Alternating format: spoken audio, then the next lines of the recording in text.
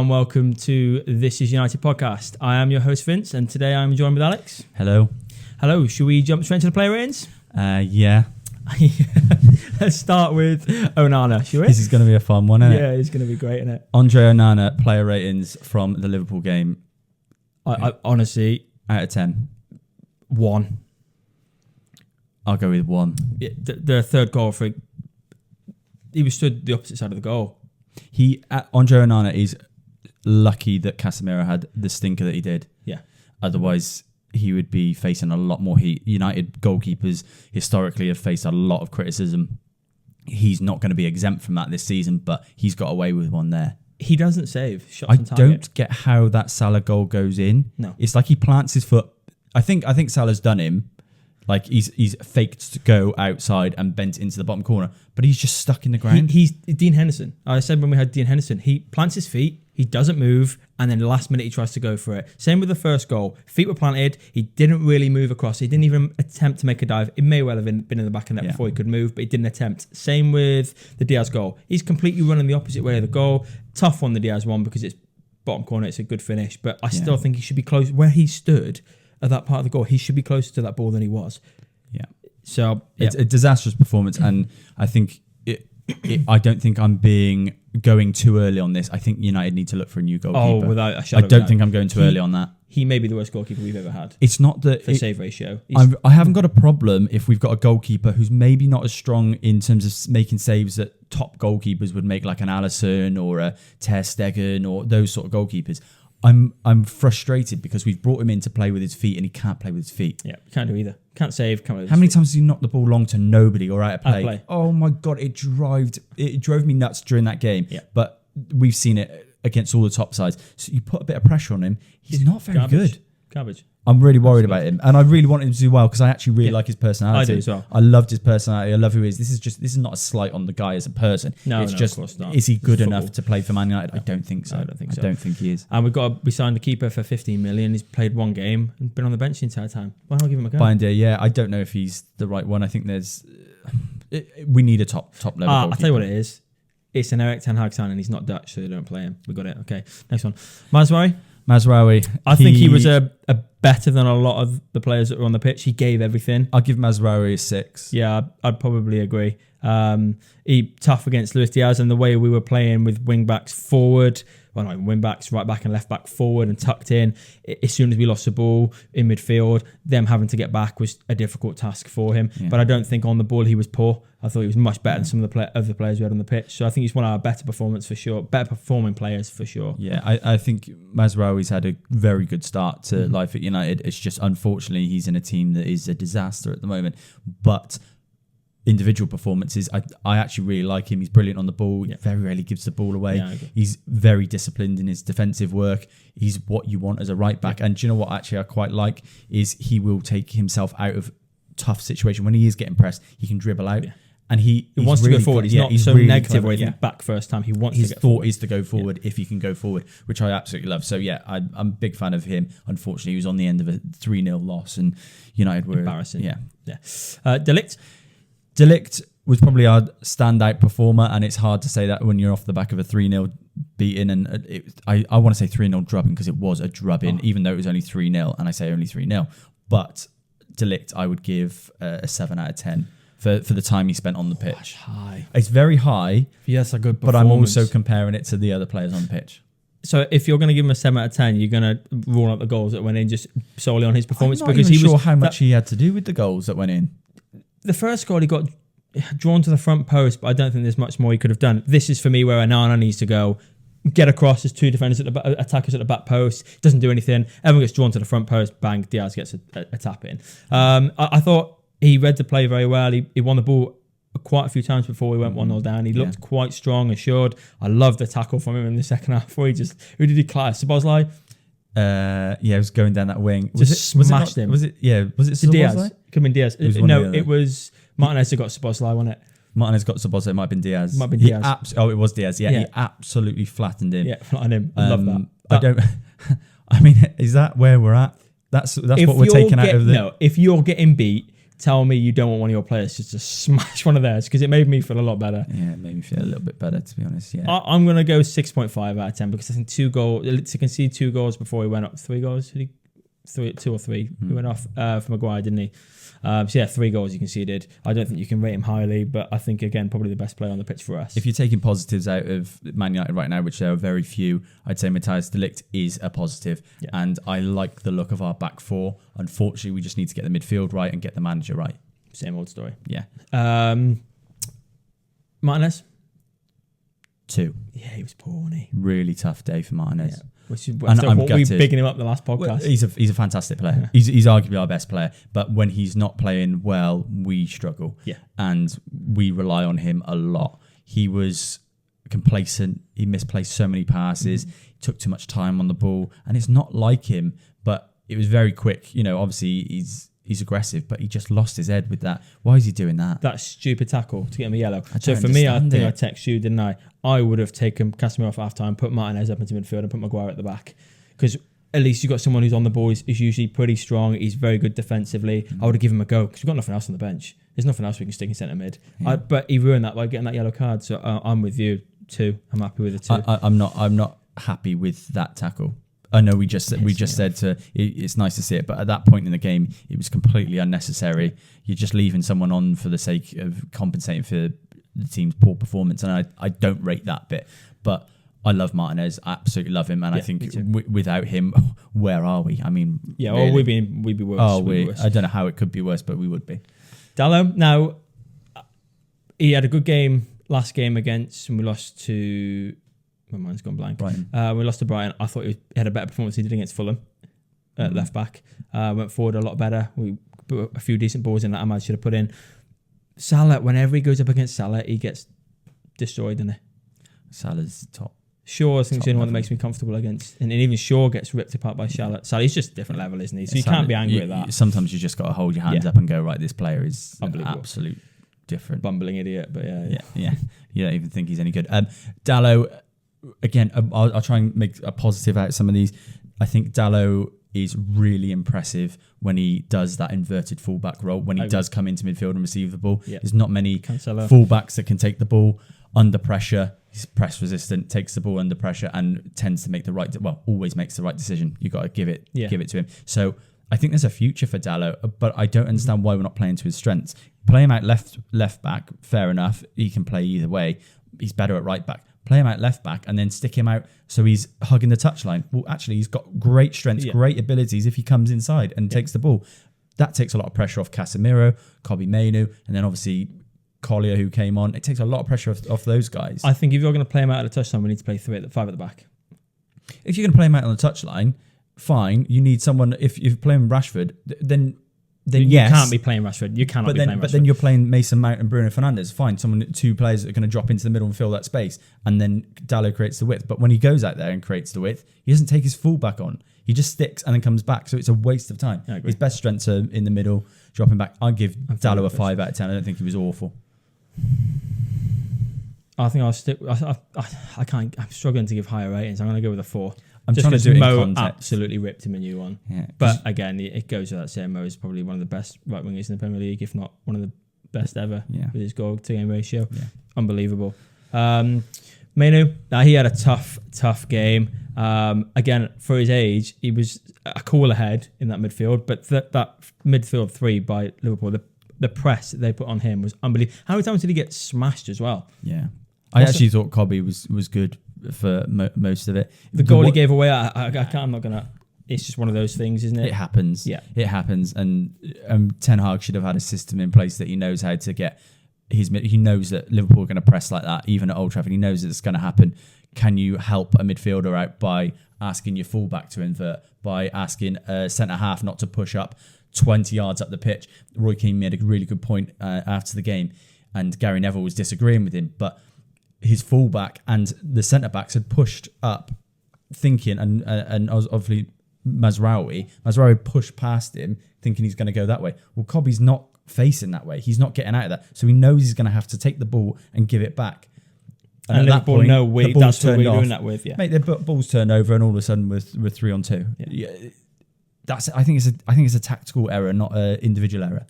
So I don't want to give Cobby a terrible rating because I think that's I'd be happy with a 5 for Cobby, to be fair. Yeah. Solid, okay performance, not great, not horrendously poor like some of the others we'll go through. Yeah. Is there any point in covering Casemiro? I don't want to bash him because it's like it is unfair, but he's been as bad as it gets. But he's been like that this season. How many times he's given the ball away in certain areas? He's slow, and it's not because his legs are gone. Like you said, it's his brain work. He gets the ball, he turns on it nice and amicably, and then it's like, oh, I'll just pass it to the right. All of a sudden, lost the ball. That pass to give them their first goal doesn't exist. What is he thinking? It doesn't exist. He's got the whole right hand side free. I don't understand what he's thinking there. So. Should we give him a 1 straight off? It's as low as it gets. If you want to give him 1, it's a 1 out of 10. But with Casemiro, I was trying to get to the bottom of this, and I was speaking to someone about it. Is it because he's gone from a midfield where it's less intense at Real Madrid? You're not going to be pressed in the same manner. A lot of teams sit off you. He's also got Kroos and Modric, who are controllers of the game. They can take the ball, take a lot of pressure off themselves just by being in midfield. Casemiro's not normally got his back to goal and then having to play out. That was Modric's role. That was Kroos's role. Is he in a midfield where he's now expected to do this, and that's not his strength? I agree, but having said that, in a certain way, the first season, he was the best centre midfielder in the Premier League. He can do it. Yeah, it's not legs. It's 100% not legs. It's not physicality. It's a mental thing, and he's obviously suffering lack of confidence as well. You know, he's been absolutely hammered by the media, and that's why I say I don't want to lay in on him. That's typical. Not that he's ever going to see this, but I do. It's just as bad as it gets. But is it weird that I still don't want to drop him for the next game? I don't want to drop him because I love him. Yeah, I do. I really like him. It's just had a bad game. I put it down yesterday. He's been not great this season, but that was just a poor game. Yeah. That doesn't happen often. We can't afford him. No. We can't afford to have those games. And unfortunately, it's our most senior probably player. Mm-hmm. And getting ripped after, that's not going to stand well. It wouldn't surprise me if Ten Hag's far from losing the dressing room and stuff like that, but I don't know what else he can do there. The players on the pitch knew that Casemiro had to come off at that point, I think. Should we go... Bruno? Yeah, I think he was possibly one of the worst players on the pitch. Yeah, and I'm guessing I absolutely love Bruno Fernandes, but he'll know himself he didn't have the best of games. He's probably a 2 out of 10. And he couldn't find a pass. No. The shot that went to Mars. You had everything was just off. He presses better than anyone in the Premier League, but he cannot tackle. He cannot win the ball. I don't understand it. Like he just runs. I would say that he presses with more intensity than anyone else in the league. That's probably correct. Yeah, and consistently, but is it intelligent pressing? No. Does it end in turnovers? The spacing behind him was giving space for Gravenberch, Szoboszlai and Callister to get the ball and turn on it. Yeah. As soon as they broke past him, they were clear through. But again, it's just a really strange thing because against Man City, he was super disciplined in that. Yeah. He sat in his role and made sure he wasn't 3-4 yards any further than 3 or 4 yards off his man that he was supposed to be filling that space for. Like, he can do it. I don't know why all of a sudden. It's not a player issue. It's a manager issue. The manager has to get hold of this and say, right, we're getting dicked in midfield. Drop. That midfield is dominating. Right, Bruno, let's not press your goalkeeper. Yeah. They're going to pass around you. Just drop. You're taking Bruno as a player out of the press. As soon as Bruno's up there, they get past him. It's a player going out of the press. They've passed. For me as well. It's the grenade passes. They sometimes we just need to keep possession. We just need to keep the ball in certain times. And he tries to pick a great pass. It doesn't come off very often. When it does, don't get me wrong, it looks spectacular and Bruno's everywhere. But sometimes just use your brain, keep hold of the ball. Because I think at the end of the stats, and we had more possession yesterday. But you'd have a time where we not have the ball for 5 minutes. You get the ball, lump it forward, just keep it. Even if we're passing it around the back for a bit. We're 2-0 down against our rivals. We're going to be uncomfortable. The back four is going to be nervous. We've got no midfield. Just keep the ball. The grenade passes don't need to come. It just frustrates me with him. You've hit the nail on the head with Bruno. I think it's the one criticism you can give him that he can improve in his game is that he needs to be, like we just said, a Toni Kroos, a player who can take the ball and just understand the context of the game. Can we keep it for a little while? Disciplined. Gary Neville said it at 1-0 in commentary that this is where Liverpool have to go and score a second. And they did, but could we have just kept the ball? Could we have had the presence of mind to know that going in 1-0 down at Old Trafford isn't the end of the world? We can still come back at that. no, we still carried on playing the way we were playing. I think there was a time when Bruno broke through and then misplaced the pass. Oh my word, when you had 3 attackers, you had It's Garnacho, tough, mate. you had Xerxes through the middle, we could have just put him through. Again. Rashford, he tried to put Rashford out on the left and just completely messed it up. Yeah. Those aren't acceptable passes from any player in the Premier League, let alone one of the best centre attacking midfield players in the league. Mm-hmm. That's not acceptable. So yeah, He'll know. I'd probably give him a 1. Yeah. A 1 out of 10, I think. Who else is left? Garnacho. You go Garnacho. Leave Rashford for last. Okay, let's go Garnacho. Garnacho. Couldn't get involved in the game. Not down to him too much. Every time we got the ball, he tried to do too much. Couldn't get away. Get the ball taken off him every time. He really struggled yesterday. But again, our front three is getting no service really. The correct passes. He's having to do way more than he needs to. I'd probably give him a 3 out of 10. But I don't necessarily think that's down to himself being absolutely horrendous. I just don't think he had any support. If he got the ball, he'd come inside. There'd be no space for him, nowhere to go, no one overlapping. So I'd solid 3 out of 10, I think. I think, and I will reiterate my point about that right wing position. That right wing position belongs to Amad Diallo and nobody else. Yeah.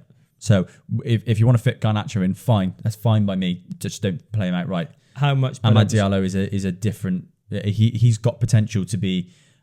I'm not saying Mo Salah, but he's got potential to be our Mo Salah. Let him play. Why have we dropped Amad Diallo? Big statement. I'm not saying but he's got the potential. He's young. He came on yesterday and Liverpool defenders are terrified of him. He's getting through them all the time. Can he score 15 goals in a season? Yes. Is he capable? He's shown that at Sunderland that he can get goals from loads of different positions. I think he's got potential. I don't think he was deserved to be dropped. I thought it was mental. I couldn't believe it. I couldn't believe it. I looked at the lineup. I was like, hey? Can anyone get hold of Ten Hag and ask him why he keeps starting Rashford? Let's go on to Rashford then. Any of you fans out there who are sitting there saying, oh, he got 2 good crosses, he didn't have a bad game, you're delusional. Absolutely delusional. Because his performances are just weak. He offers nothing going forward, nothing coming back, nothing on the ball. He's not had one shot this season. He is finished. It's done. I can't think of anything else. He's completely finished. And I don't want to say that. He's come from Manchester. He's been one of our biggest players over the last 5 years, 6 years. But there's no coming back. He needs to go for himself and for United before it starts to turn nasty. Because if you watch the game, he was booed when he wasn't substituting. It was Garnacho. He needs to move on now for himself, I think, before it starts getting nasty. And I think that's the way United fans will turn on him. Because he's just... He's running a ball out. He ran the ball out and he did a flick and then just went... He's shit. He is shit. I'm so conflicted. You can't be anymore. We've given him enough chances now. It's been 15 months. That's why I'm siding with you, and I'm leaning to siding with you. But I can never forget that Rashford that came through as a teenager and gave us something to smile about during that season, which was a tough season, and it was Van Gaal, wasn't it? Yeah. When he comes through. He came through and he was phenomenal. And it was like we've got a kid who's come through the academy who could be anything, the potential he had, and to feel like that's just going to go away at like when he's not even reached the peak of his career, I can't let go of it. You're going to have to now, because this is the problem. That's why Ten Hag keeps starting him. Like I said, it's easy for us to sit here and I don't want to berate him and say he's rubbish and stuff. It's easy to do that. It's not what we want to do. It's horrible doing it, but I don't think he finds that form at Man United again. I think he has to go abroad, and I hope he goes abroad and does... I don't want to say what Greenwood's doing. I want Greenwood to do well, but just like he's gone abroad, he's showing how class he is, as much as we disagree with everything that's gone on. He goes abroad and he smashed it. I just think he needs a fresh start. His mental health's going to end up deteriorating in other ways. It's going to be it's a fractured relationship as it is with the United fans, and it's only going to get worse at this rate, because not often do we boo a substitution like that, and there was a reason. It wasn't Ten Hag that was getting booed. It wasn't the player coming on or the player coming off, and everyone on that pitch and in that stadium knew that boo was for Marcus Rashford not coming and off. that can't be a nice feeling for Marcus. That's horrible. A club that he's grown up loving, and he wants to support. How can you have that relationship with the fans when you know that's happening? But I understand why. Is that on the manager though as well? Because you keep starting him and he's not performing, he's not playing well. Everybody can see it, and you're putting him in the limelight, expecting him to just do something. He's not going to just do it. drop him. Give him some time off. Drop him. Oh yeah, stick him on the bench because it's not doing good for Rashford. Yeah. It's not going to just go, oh, do you know what, I've scored a goal and things are going to kick on from here. I said this last time. The problem is now, Vince, we're going to come back after the international break. We've got a couple of weeks where the dust is going to settle and it's like, okay, well, let's give Rashford another chance. No, he's done that's that. it. And he's dropped arguably our better performer of the first two games. It wasn't so great against. Ahmad's got... He's got the world at his feet. He deserves to be there. I'm sick. I'm sick of watching this manager stifle him because he did it last year. I know he got injured and it was a little bit like, but he was obsessed with playing Rashford, obsessed with playing Garnacho. And obviously I supported Rashford because I always thought he's going to turn it around. You've got to see that it's not happening and start playing your better player. He's obsessed with playing Anthony. Again, Ahmad is he's our best attacker. Simple as that. Ten Hag's getting himself sacked. He's managing his way to get sacked. The sooner the better. And I like the guy, but the sooner the better for me. United, he's run United We'll get on to him further on. Xerxes. So we're going to give Rashford? He had 2 good crosses, so should we give him a 2? 3. 3. Because I like him. Okay, we'll go with 3. Xerxes, I think he was a tough game for him. He was massively off it. It was a big game to start. Yeah. He didn't get much service, and when he did, I don't blame him for the 2 misses. I think I've seen Goldbridge's video jump down his throat for that second miss. That's a very difficult chance to put in where it came over and he got it at the end of his foot, and that's a difficult chance. For me, on the ball, he looked miles behind everybody else. He was trying to take players on and it wasn't the right thing to do. Big heavy touches when they're going into his feet. Again, he's not a number 9. But for me, I think he really struggled. I'd probably give him a 2, but his first game against Liverpool, if he's not a number 9, what is he? I said this when he came across. I don't know. He's a central striker. I don't know where he plays. I'm not having him as a number 9. I'm probably having him as more of a 10, just behind the striker. Touches will come. This isn't me saying that he's not a good player. He's just a tough game for him. It was hard. Liverpool, It was a horrible thing to be involved in. And I actually think why Man United so consistently bring in these players with great potential and then they end up flopping is because they're coming in to an absolute cesspit of a club at the moment. And we have to be honest with that. They're players with bags of potential. They come in and they're thrust into the limelight against a Liverpool side that are obviously far superior in terms of where they are currently with their current manager. Tactically, what chance has Xerxes got? Even if he had a good game, what... I thought what I did like about him is when he went off and he sat down on that chair, he was devastated. Yeah. You could see he was absolutely devastated.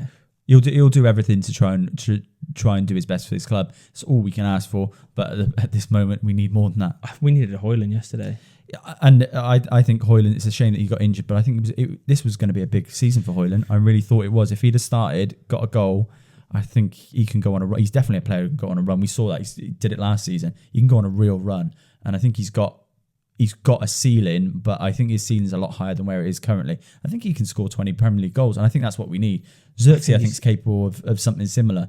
These players I just don't know what Xerxes is for me. I don't know what he is. We watched him a lot last year, and he's a good player, but I just don't know where he's going to fit in for us and where he's going to. Because if I worry about him under the manager, that's my worry. I worry about anyone that's under the age of 22 for that manager because he just doesn't seem to care, does he? Xerxes will probably finish on a 3 out of 10. Actually, 4 out of 10 because do you know what? He made Alisson make a decent save. He was our biggest threat going forward, and it was a really tough day for him. I'll go 4 out of 10. Give him a chance. Okay, that's our player ratings. Do you want to give the manager a rating? -6. I think we'll just end it there. Right. We are going to speak to someone who was at the game in the away end yesterday. That is Brandon. He is a Liverpool home and away. We're going to get him on FaceTime, ask him his opinion. Get ready for this because there might be a minor disagreement, or do you know what? He might actually be really respectful. Depends what brand they get. Yeah, okay. Imagine if he doesn't answer. That'd be great. Hey, Brandon. Hello. That's really annoying. Look at his shirt. Oh, he's got... Look at that. So, Brand, you were at the game yesterday at Old Trafford in the away end. I was. Talk me through it. I said to you boys before on text that I wasn't confident that I'd take a point. And right up until kickoff, I couldn't see past anything other than a draw, a nervy game. The same as the league game, really, where it was back and forth. I had a bit of trust in Slot that he'd outdo Ten Hag, but not overly confident of it. But then it just kicked on, and I think it could have been a blessing or a curse for us, that goal. If we'd have scored too early, it gives you a right rocket up the arse. The fact that it got disallowed did give you a rocket up the bum. And it switched for 5-10 minutes, and you guys will know, having been there, it's, as much as I hate to admit, it's a horrible, horrible place to be in. It's a cauldron. So when they're up for it and when they're on it, I sort of looked to Aj, the fellow I take, and I thought we could be in the shit here. And then we just killed it. And it sort of went dead. A couple of mistakes from Casemiro, and then it was just it felt cruise control the whole way. And I was really surprised, obviously over the moon, but I was really surprised at how easy it all felt. Yeah, it's a big game, isn't it? Biggest game goes of the out the season. window, form goes out the window. Anything can happen. And even at 3-0, there was a moment where we sing, if we're winning comfortably and we sort of know the results out, we sing "Show 'em the way to go home." And there was blokes around me at 3-0 going, "Shut up," because it can change here. Like at Old Trafford, one goal goes in 70, 80th minute, and all of a sudden everyone's on the back foot. So even at 3-0, there was still a little bit of nervousness, but it was a belting day. It was sort of been a dream for me to watch. Growing up in the sort of early noughties and whatever, when United were just the best at everything, winning everything, playing amazing football, it was sort of a dream to watch us sort of batter you once, and then to have been there. Probably it felt more comfortable than the 5-0 a couple of seasons ago to me. Yeah, I think that 5-0, we had chances. Yeah, you did. Yeah. Yeah, we were stifled in this game this week. I felt awful. It was just awful to watch. Xerxes had a couple of chances, didn't he? And they were worrying moments, because on another day he could have easily finished those. The header, I thought, was just almost a lack of. There was not much pace on that header. It was a tough one to head in. But you got to think about the Szoboszlai chance that he had. It could have been easily been 5 or 6 before he even had that. Like it was embarrassing, really. I think in that 5-0 we went 4-0 up before half time, didn't we? And then it was almost like Klopp had told him to step off the gas and chill out a bit. Whereas what felt really different yesterday is that we were still pressing high, turning the ball over, getting at you. And like you said, there could have been easily a couple of chances. And even before that, it was a really odd game to watch, because I felt nervous throughout the whole thing, even though it felt like we were in complete control. So I was going to say, it felt to me like Liverpool were complete control. Throughout the entire game, I didn't feel like we had a grip on it at all. I just felt like you could have gone on that for the next 5 years and we wouldn't have scored a goal, regardless of the little chances that we created. I just felt like you were complete control. Even when there was a chance presenting itself, Liverpool's back four was so calm. I've never seen anything like Van Dijk was just ambling along and just sorting everything out. It's a testament to your manager, and and it's the opposite to our manager. I don't know, you wouldn't have seen it, but after the game, Jamie Carragher was. They were having a bit of a laugh and a joke, and he said, "You're trying to get the manager sacked." And Jamie Carragher goes, "I want him to stay." Do you feel the same when you watch United and you want Erik ten Hag to stay? It's a feeling amongst all Liverpool supporters. It would be gutting for him to go, and that's not me being really like malicious towards him or anything. But I said to you that his in-game management just feels so off. It was glaringly obvious that there were problems on that pitch yesterday, and okay, he took Casemiro off, but that's such an obvious decision to make. You had to take him off. He was going to cost you even more because his head was gone. And I felt sorry for Collier, who came on, because he was put. It was sort of baptism of fire, wasn't it? It was a really horrible thing, but nothing else changed. It was just one like-for-like change at the time. The crowd rightly booing Ten Hag for taking Garnacho off when Rashford stunk the gaff out. Every time you guys went forward, he spun on it and passed it backwards when you were in a really good position. And it just feels like he doesn't really know what he's doing. I've said to you, I've never really liked him ever since he started signing Ajax players, but that's quite a weak argument to have because it's a very easy argument to have. But the more I watch you, I've said it a while ago and from the start, you haven't really got an identity. No. And it's not all about identity and stuff. You can get through because you have done it in games and won trophies just with pure talent. You can, but when shit hits the fan and the chips are down, it really doesn't feel like to me that he's watching the game and saying, "This is what we need to change, and this is how I'm going to do it." And in contrast to that, I've alluded to it a couple of times with mates and you guys and whatever off the podcast, but just that Kwanzaa change against Ipswich for Slot. He's struggling, wasn't he? But none of us thought he was. None of us in the stands looked at that game and thought, tell you what we really need to do now is take Gerard Kwanzaa off. Just no one was thinking it. It was ruthless. It was ruthless, but it was necessary. He just did what he needed to do, and he came out afterwards and said he was losing his jewels. Like, first game as a manager in the league, and he's not publicly outing them, but he said, I've spoken to him, we sorted it, and all that sort of stuff. He recognised the problem and changed it, and that was a problem that none of us even thought we had, and we go and win the game 2-0. It just seems... I know and I don't know if you've spoken about it yet before speaking to me. I know that you said that you're quite sold on Arne Slot already, Als. It's that nervousness for Liverpool fans that you don't want to get carried away.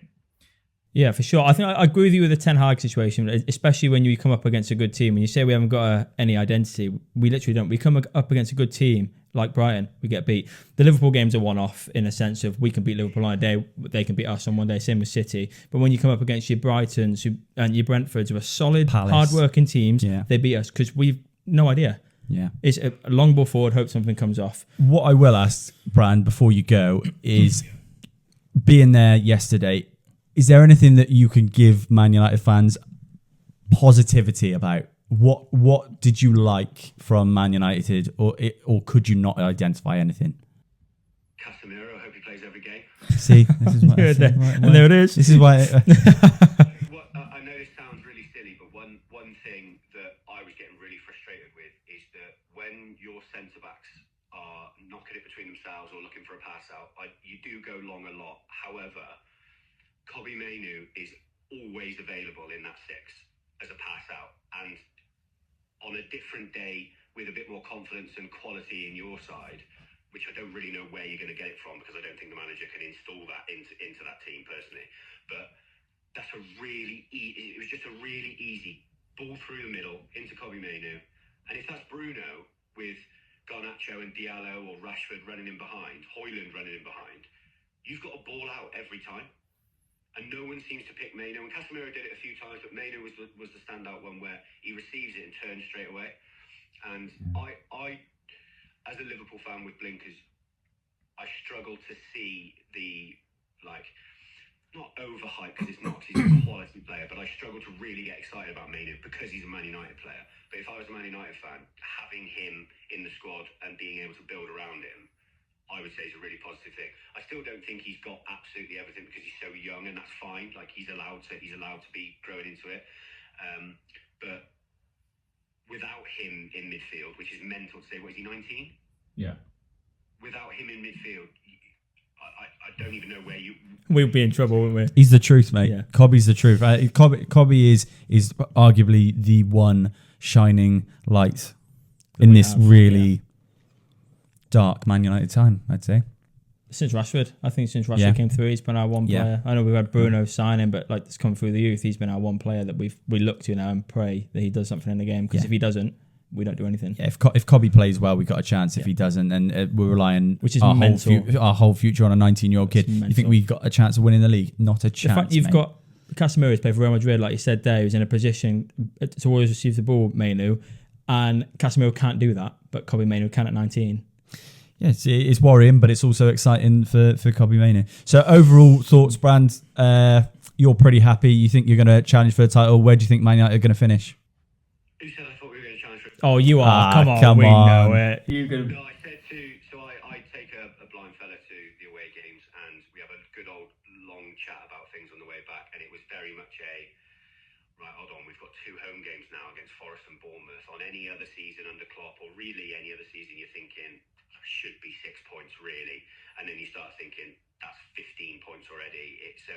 It's hard not to get carried away. Of course. And the football you're playing is beautiful. The first 2 games I watched of Liverpool, I really enjoyed both of them. They were really, really good. It's Klopp-style football, but with control. Better defensively, weirdly, it feels like. It feels like they're not going to concede. They look phenomenal. Look really, really good. It feels like, which is really nice for us, it feels like Slot hasn't got emotion, which he hasn't because he's not been here long enough. He hasn't got an emotional investment in the club. To him right now, it is just business. You go out, you do what I ask you to do, you win a football game, and that's that. He gave a little fist bump to the away fans yesterday, but obviously didn't do anything with Ipswich, which I thought was a bit crap at the time. But now I'm thinking, if that's because he wants to earn it, brilliant mentality. But yeah, it's hard not to. I mean, yes, from what we've seen, and when you go and beat Man United 3-0 at Old Trafford, of course you start thinking, Christ, what could we be at the end of the season? He's 3 games in. But I think all of us would still say that top 4 again, a decent cup run would be a really good season. But I guess you're right. I don't see why I wouldn't think that we could challenge for a title. With United, I said to you last night, Vince, on text that I think Ugarte could really change you because he's got aggression, he's got fight, and he's got that South American type horrible central midfield battle, isn't he? I feel like he'll wind a few people up. So with him and Bruno, we've got to become a nasty side, haven't we? And I think he does add to that. You're soft. It's just soft. Yeah. Casemiro, known as one of the biggest bullies in central defensive midfield, doesn't take any crap.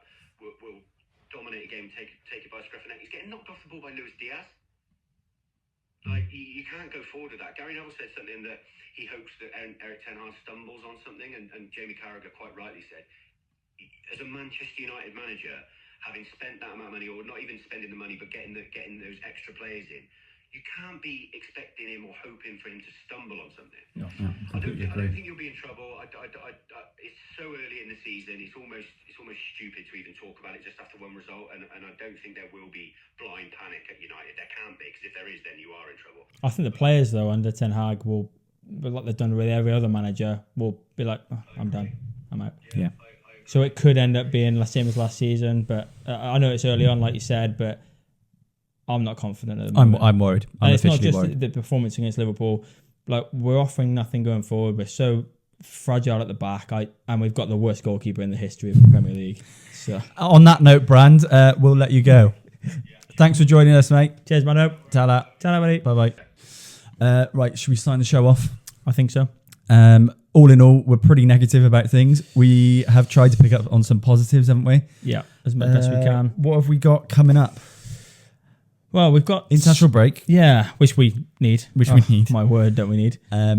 But all in all, I think for me, it's nice to focus back on England and something. Yeah, maybe again. we'll do a couple of episodes for England, how their performances are. Yeah. That'll make us a little bit happier. They should. I would have new thought manager in. I know we've got Gomez joining us for the game. Yeah, Angel Gomez, which I'll be interested. I actually really loved him that. at United. Yeah, and always played in the wrong position for him. Obviously, he's found his feet in central midfield. He did get hooked early on in the Lille PSG game last night. I don't know what happened. I didn't watch it. I seen his rating was quite low on flash scores. He got taken off after like 60 minutes or so, I think before the hour.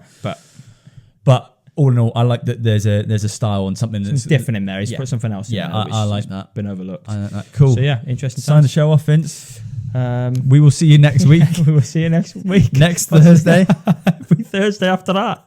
And every Thursday after that. Oh, we're laughing. It's great. Thank you.